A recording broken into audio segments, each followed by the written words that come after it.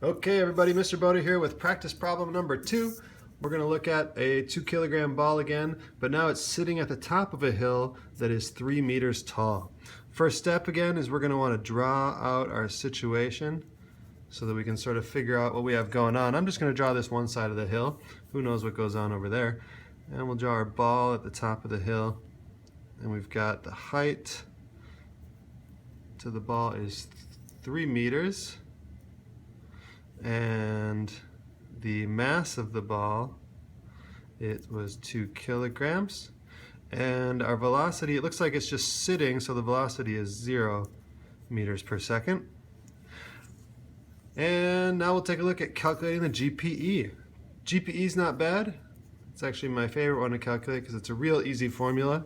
It's just mass times the gravitational constant times height. So all we have to do is start filling things in.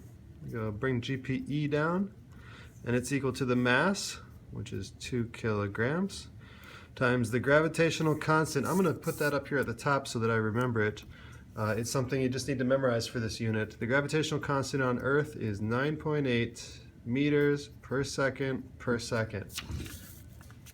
Earth's gravity will accelerate you downward at 9.8 meters per second for every second that you're falling. And that's the acceleration that we're going to use to calculate our GPE. So it's going to be 9.8 meters per second, multiplied by the height, and there it was. This ball is 3 meters up. Oh, okay. Nothing to it. We just multiply. Bring in our calculator, and we just go 2 times 9.8 times, oops, let's try that again. 2 times 9.8 times 3 equals, did I get that right? I'll try it one more time. 2 times 9.8 times 3 equals, yeah, 58.8.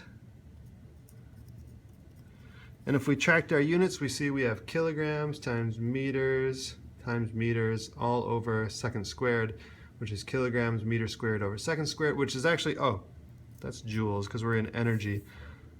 That is our joules unit. So the GPE of this ball at the top is 58.8 joules. Okay, new problem here.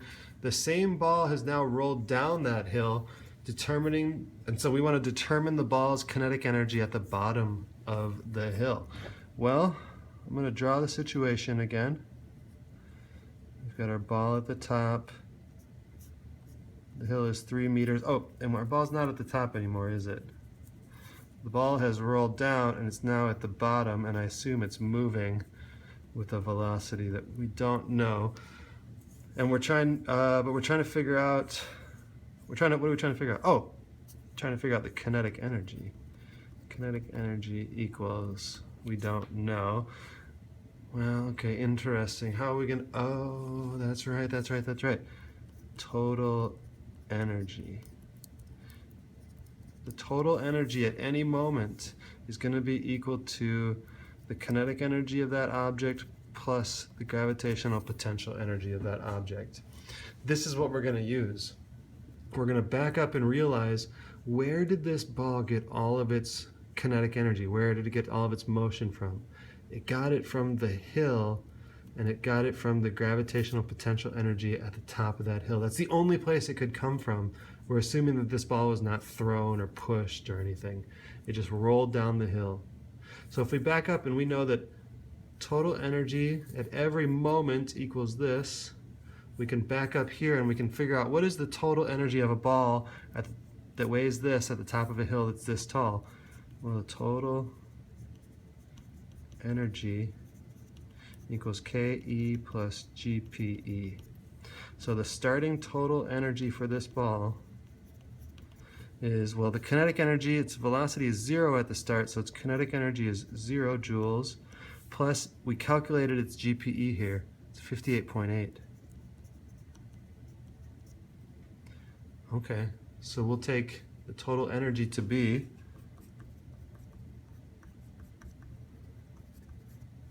equals 58.8 joules in this system here. So now we'll bring that over here and we'll go, we know that at every moment the total energy is the kinetic energy of that ball plus its gravitational potential. So let's figure out. The ball is down the hill, so what is the ball's height here? It's 0. It's 0 meters up. So there isn't any height here, it's just at 0 meters. If it's at 0 meters, what would its GPE be?